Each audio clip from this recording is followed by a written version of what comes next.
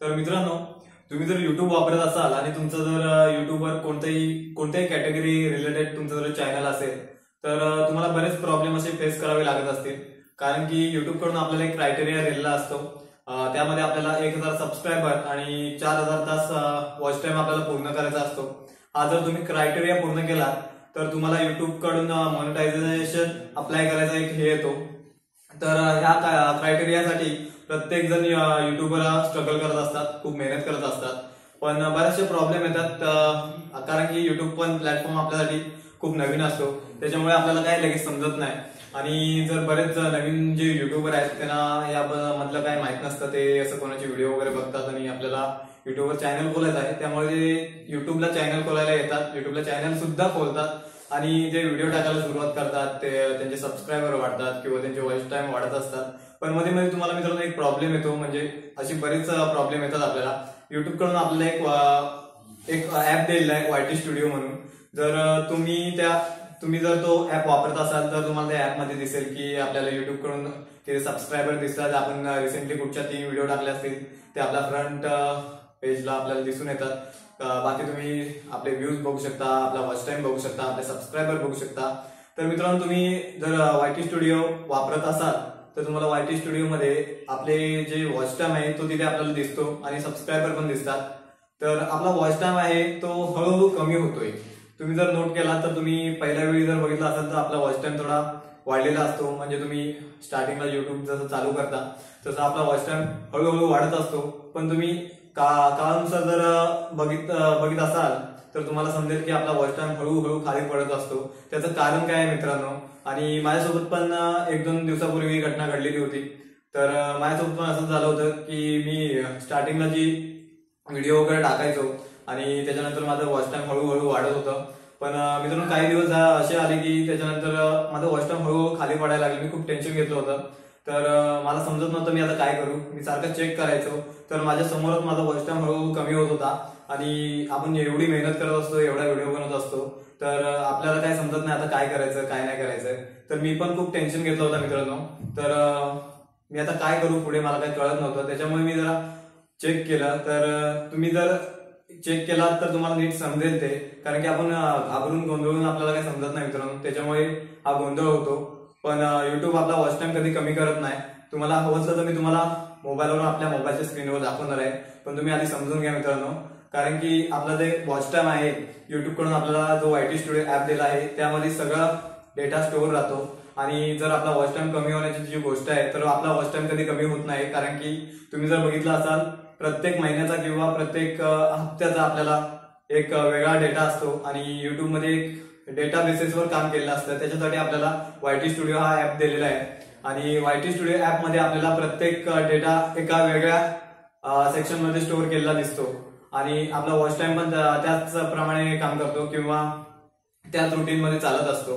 तर आपला जो वॉच टाइमचा डेटा आहे तो प्रत्येक महिन्यात किंवा 6 महिन्यात असा कमी जास्त होत राहतो. प्रत्येक महिन्याचा डेटा आहे तो मित्रांनो कमी जास्त होत राहतो. आणि तुमचा जो पहिला जो रेग्युलर रिअल टाइम डेटा आहे तो रिअल टाइम अशा एका वेगळ्या सेक्शन मध्ये दिलेला आहे.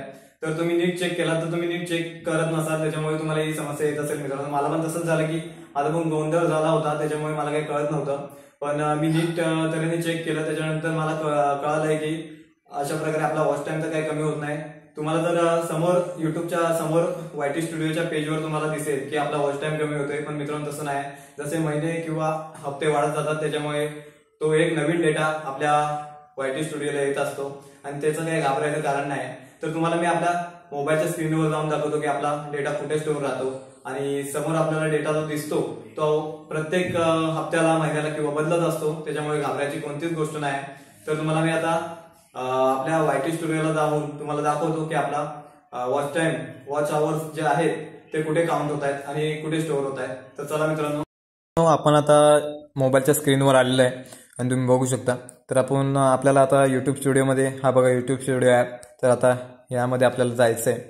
तर थोडा वेट करूया आणि ओपन होतोय का बघूया. हां, तर मित्रांनो आता ओपन झालेला आहे आणि माझे सबस्क्रायबर तुम्ही बघू शकता 368 सबस्क्रायबर आहेत आणि वॉच टाइम 881 दाखवत आहे.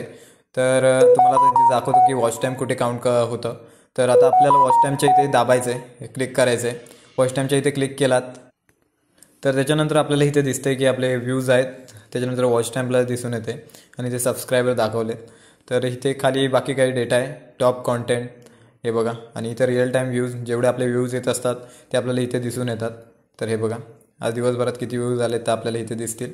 त्यानंतर आपल्याला बॅक जायचं आहे आणि आपल्याला वॉच टाईम आपला बघायचा आहे की कुठे आहे. तर वॉच टाईमला आपल्याला इथे क्लिक करायचं आहे. त्याच्यानंतर इथे आपल्याला वॉच टाईम प्रत्येक डेजचा किंवा इथे 28 दिवस दाखवला आहे, 90 डेज, 365 दिवस किंवा असे हे दिलेले आहेत.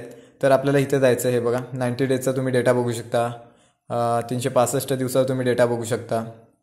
हे बघा इथे तुम्हाला दिसून येईल. हे बघा लास्ट 7 डेजचा तुम्ही डेटा बघू शकता इथे. तर आपल्याला असं डेटा बराचसा दिसून येतोय. तर तुम्ही ते फ्रंट पेजला आपण आपला डेटा बघूया किंवा वॉच टाईम आपला किती आहे बघूया. 881 आपल्याला इथं दाखवतं आहे. तर हा आपल्याला फ्रंट पेजला मला इथे तुम्हाला दाखवतो, इथे कमी झालेला दाखवतो आहे. तर इथे 1200 होता पहिला डेटा. तर आता मी इथे क्लिक करतो आहे आणि आपण वॉच टाईम या सेक्शनला जाऊया. त्याच्यानंतर आता आपल्याला इथं रिअल टाईम इथे जायचं आहे, रिअल टाईम या सेक्शनला जायचं आहे आणि आपला जो रिअल टाईम डेटा आहे तो आपल्याला इथे दिसून येईल. तर हे बघा मित्रांनो, वॉच टाईम अवर्स 1794.3 दाखवतो इथे आपल्याला आपला वॉच टाईम. तर अशा प्रकारे इथे वॉच टाईम आपल्याला चेक करता येतो आणि घाबरून जाण्याची कोणतीच गोष्ट नाही. तर तुम्ही बघू शकता इथून सरळ तुम्ही आपला डेटा, रिअल टाईम डेटा तुम्ही चेक करू शकता. हे बघा, तर इथे गेल्याच्यानंतर आपल्याला इथे वॉच टाईमला क्लिक करायचं आहे, त्याच्यानंतर रिअल टाईममध्ये जायचं आहे आणि इथे आपला डेटा पूर्ण दिसतोय आपल्याला. तर अशा प्रकारे आपला डेटा आपल्याला बघता येईल. अशा प्रकारे आपला जो वॉच टाईम आहे तो आपण YT स्टुडिओ या ॲपवर आपण बघू शकतो. तर तुम्हाला मी दाखवले आपल्या मोबाईलच्या स्क्रीनवर डायरेक्ट जाऊन की आपण कशा प्रकारे आपला जो वॉच टाईम आहे तो कुठे काउंट होतोय आणि आपला वॉच टाईम कमी होण्याचं कारण काय आहे त्याच्यावर पण मी तुम्हाला एक्सप्लेन करून सांगितलेलं आहे. त्याच्यामुळे तुमच्या मनात कोणतीही शंका राहणार नाही आणि अशा प्रकारे आपला वॉच टाईम बघतात आणि घाबरून जायची कोणतीच गोष्ट नाही. युट्यूब आपला वॉच टाईम काही कमी करत नाही, त्याच्यामुळे अशी कोणतीच गोष्ट नाही की तुम्ही घाबरून जाऊन डिमोटिवेट व्हाल. त्याच्यामुळे घाबरण्याची कोणतीच गोष्ट नाही आणि तुम्ही जशी मेहनत करताय त्याच प्रकारे मेहनत करत राहा. युट्यूब तुम्हाला नक्कीच यश देईल. त्याच्यामुळे घाबरू नका, मेहनत करत राहा आणि पुढे नक्कीच आज ना उद्या युट्यूब तुम्हाला सक्सेस देईल. तर मित्रांनो, तुम्हाला मी आता सांगितलं आहे की कशा प्रकारे आपला वॉच टाईम बघतात. तर तुम्हाला ही व्हिडिओ नक्कीच समजले असेल. जर समजले नसेल तुम्ही तर व्हिडिओ परत बघा, नीट समजून घ्या की कशा प्रकारे वॉच टाईम आपला चेक केला जातो. तर अशा प्रकारे आपला वॉच टाईम चेक करतात मित्रांनो. तर असं तुम्हाला मी दाखवलेलं आहे आणि तुम्हाला ही जर व्हिडिओ आवडली असेल तर एक लाईक नक्की करा मित्रांनो. व्हिडिओला आपल्या जवळपास कोणत्या मित्रांनो तुमच्या शेअर करा आणि सबस्क्राईब करायला विसरू नका व्हिडिओला. तर धन्यवाद मित्रांनो.